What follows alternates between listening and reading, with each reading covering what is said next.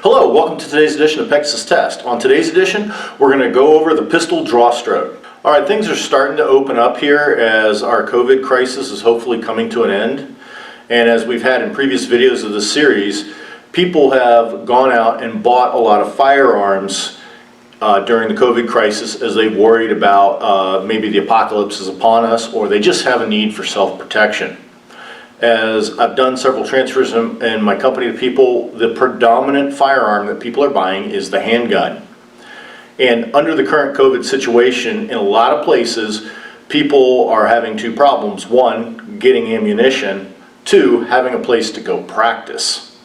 Hopefully, people have been going online and learning techniques and doing things to get some practice in dry firing. But if they haven't, now's the time to start. It's never too late.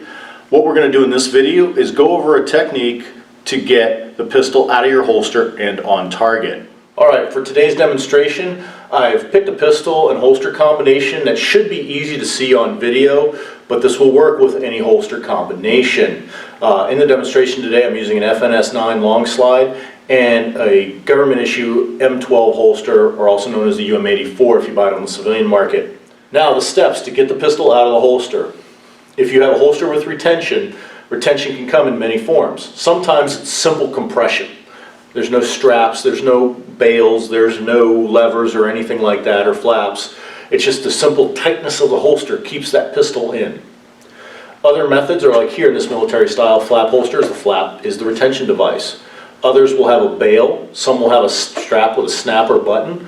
Others will have a lever that has to be deactivated that allows the pistol to come out of the holster.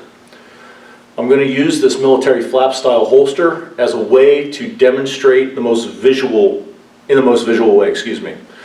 The pistol I'm using is the FNS9 long slide. Once again, using a fairly large pistol, so it's more visible on film. In this sequence, I have to defeat the retention device before establishing the firing grip. Many pistols out there, it's the other way around. You can get your firing grip, then deactivate your retention device. So, step one, eliminate or deactivate the retention device. Here it's pulling the flap latch and holding up. I bring my support hand around to keep that flap up so it doesn't flop back down and get in the way. This has the added safety feature of keeping my support hand out of the way of accidentally ever getting in front of the muzzle.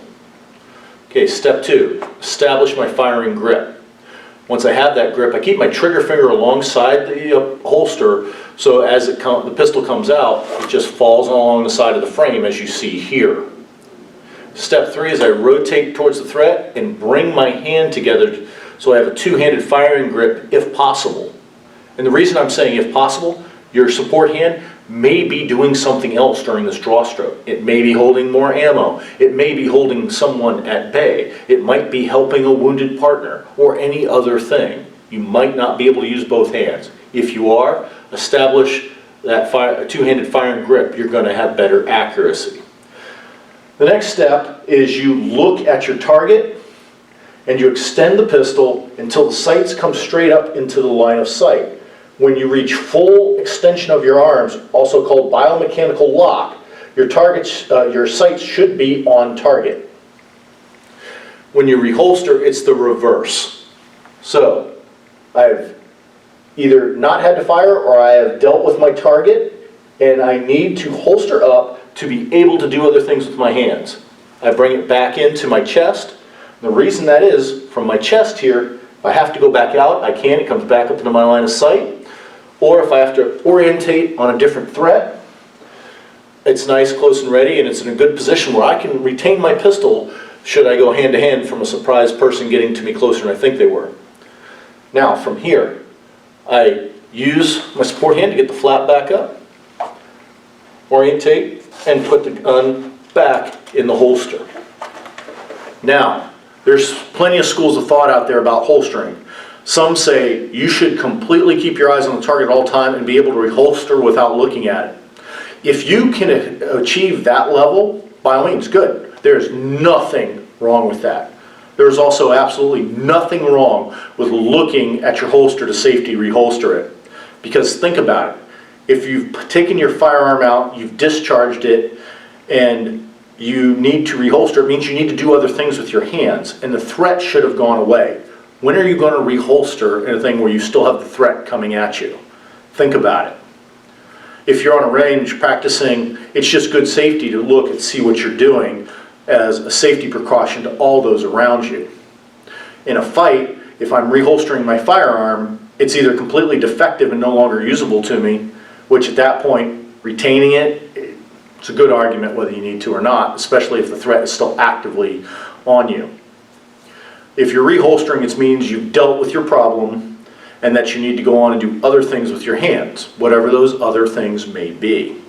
In this next scene, we were out on the firing range, and I'm using a Fireland 6000 series holster that uses a bail and a active retention system to hold the pistol in there in the holster, so level 3 level of protection, and it shows the slightly different beginning sequence of the drawstroke. Please watch. All right, the mechanics of the drawstroke. Every holster has some type of retention, whether it's simple compression or whether it's a lock or a bail or a combination thereof. The first thing you got to do when you get the pistol out of the holster is establish your firing grip. So once you establish your firing grip, then you defeat the holster's retention system. In this case, I have a bail that moves out of the way, and then I got a lever I pull to get it out. So once it's out, then you rotate it towards the target. Once you're towards the target, get your second hand on the pistol. Now from this point, if I have to, I can fire. It's not going to be accurate, but it's close in. And then as you extend the pistol onto target, you extend it out and bring the sights into line. When you get your hit, bring it back in. You want to be in this high compressed ready so you have control of the pistol, but it's aimed and controlled in a safe direction. I can fire the pistol if I have to. If I have an accident, the bullet's going to go in a safe direction. If I have to take another shot, as I extend my arms, the sights come up, so when my elbows lock into position, the sights are on target. When I'm done shooting, bring it back in. I have to holster in the exact opposite way that I took it out of the holster. Okay, so we have shown you the view from someone to your side of doing the drawstroke, so you can see all the mechanics of it. We've also shown you the view of slightly different type of holster and the slight variation in the mechanics of when you do things. Now we're going to show the same view from the front, from the target perspective. I am using an unloaded firearm. So we would defeat our retention system, get our support hand to a safe position, establish our firing grip, extract the pistol from the holster, rotate towards the target, and bring our hands together and extend up into our line of sight. And holster up in the same procedure. I want to talk further about extending the pistol after you've established your two-handed grip. I made a point of saying you look at the target and push it straight out till you can't go any further, and your sights will come up in line with your target. Notice that that's a fairly straight angle in and out. What you don't want to do is swing up or porpoise. Swinging up means you go up like that, come on target. You've got your pistol pointed down and you come up on target. What will happen is your momentum will carry, and when you squeeze off your shot, when your sights are on target, you're still moving and your shot will go high and you go right over the top of your target. Now, in a self-defense situation, that's bad news. You just missed the guy trying to put harm on you, and he may now get shots on you. Out of the target range, depending on how bad you keep going up, you could put your round right over the safety berm, and then you're endangering people by accident. The opposite problem is diving down, or porpoising, because people will come and they'll have the pistol back and they'll go like this. So they're looking at the target, their vision's obscured, and the pistol's coming down, and as they come through the target, they squeeze off the shot, but the pistol keeps going down. Now you're missing low, so now you're undering the target. And if you're under the target, if the person's standing at you, you could be going right between their legs or getting low, instead of getting a shot here in the center chest cavity, doing damage to their lung tissue, their heart, their aorta, their spinal column. Now you're down here in the gut. Most people can survive a gut shot. It's not saying it's a bad place to shoot, because it probably takes the person out of the fight, but it's not as effectively fast at incapacitating a person. Also, if you're on the shooting range and you're missing under the target, you might be hitting the steel target stand and doing damage to it. You might be hitting the ground and causing ricochets. So, you wanted to get the thing that gets your pistol on target and keeps the rounds going in a safe direction. We hope you found this video about pistol presentation helpful and informative. We encourage everybody to get as much practice as possible. We encourage you to practice with an unloaded firearm in a safe space.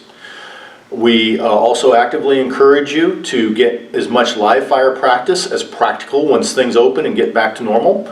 And only through practice do you get better.